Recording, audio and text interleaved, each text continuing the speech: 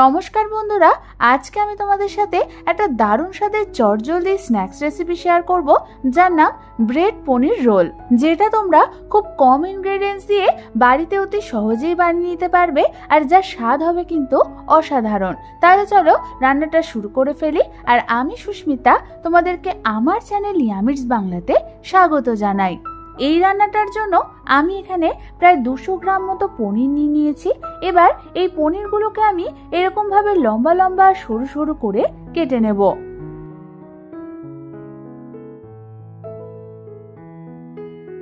তোমরা দেখো আমাদের সমস্ত পনিরগুলোই কাটা হয়ে গেছে। এবার আমি এর মধ্যে দিয়ে দেব হাফ চামচ পরিমাণ নুন, হাফ চামচ পরিমাণ গোলমরিচের গুঁড়ো, আর দিয়ে দেব হাফ চামচ পরিমাণ কাশ্মীরি লাল লঙ্কার গুঁড়ো। তোমরা দেখো আমাদের পনিরের গায়ে সমস্ত কিছু মাখানো হয়ে গেছে। এবার আমি এই পনিরটাকে ম্যারিনেট হতে রেখে দেব প্রায় 10 থেকে 15 মিনিটের জন্য।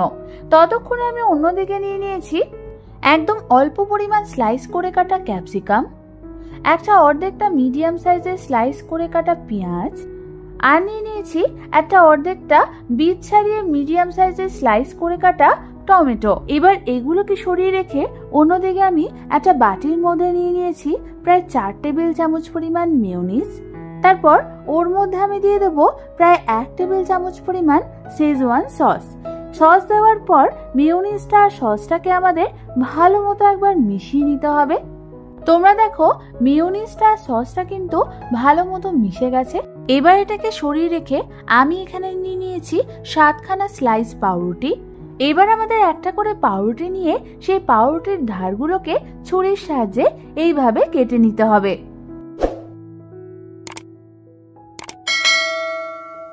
তোমরা দেখো আমাদের সমস্ত পাউরুটির ধারগুলোই ভালো মতো কাটা হয়ে গেছে। এবার একটা চাকি বেলনে নিয়ে সেই পাউরুটিগুলোকে আমাদের এরকম পাতলা পাতলা করে বেলে নিতে হবে, যাতে পাউরুটিগুলো ভালোভাবে রোল করা যায়।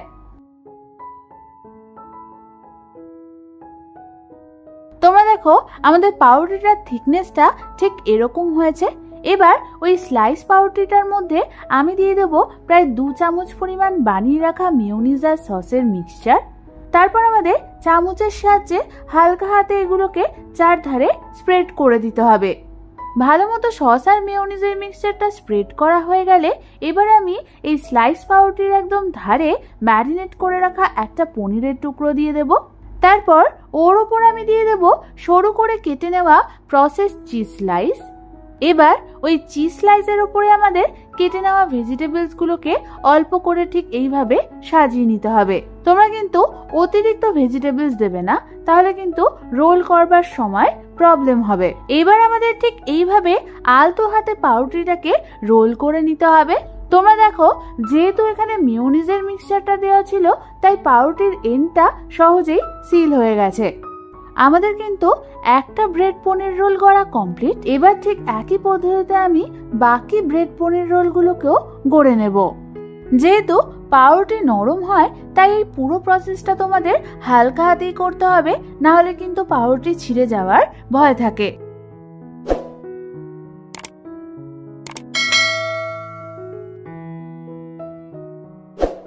আমাদের কিন্তু সমস্ত পনির রোলগুলোই গড়া হয়ে গেছে।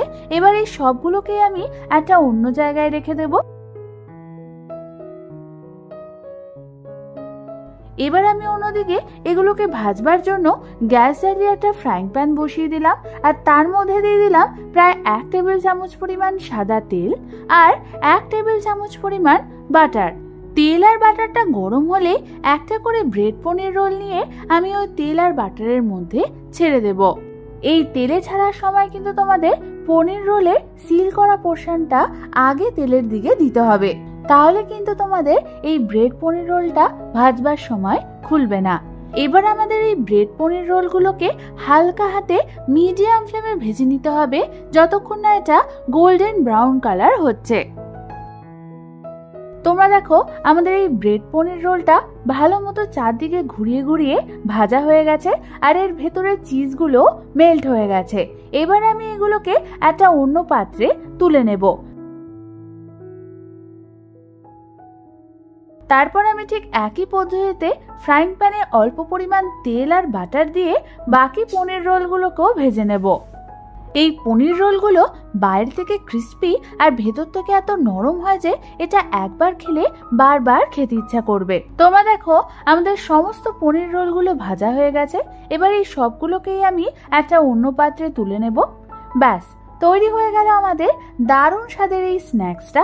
এবার শুধু গরম গরম সার্ভ করার অপেক্ষা। তাহলে আর দেরি না করে বাড়িতে যে কোনো একদিন এটা ট্রাই করে ফেলো। আশা করি তোমাদের খুবই ভালো লাগবে।